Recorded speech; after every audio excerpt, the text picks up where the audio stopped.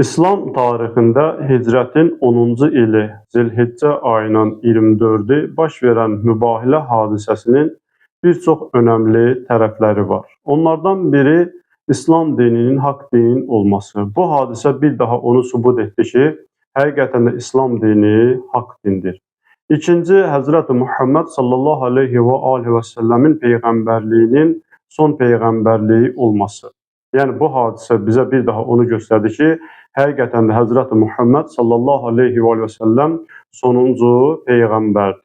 Üçüncü, peyğəmbər mübahiləyə tək də gedə bilərdi. Bir halda ki, Allah peyğəmbərin duasını qəbul edir. Allah Rasulü mübahiləyə tək də gedə bilərdi.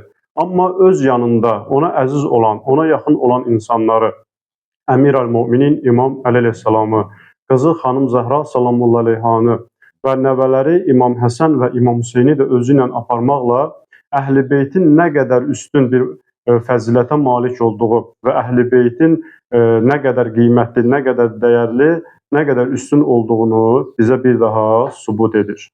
Dördüncü, Əhl-i Beytin kimliyi. Bəzən Əhl-i Beytin kimliyi haqqında insanlar ixtilafa düşür. Amma Peyğəmbər özü ilə apardığı o şəxslər, qeyd etdik, İmam Əli, xanım Zəhra, İmam Həsən və İmam Hüseyn əleyhissalam olmaqla, Peyğəmbər bu hadisədə, yəni bu mübahilə hadisəsi, Peyğəmbər Əhl-i Beytinin kimliyini sübut edən ən gözəl nümunələrdən biridir.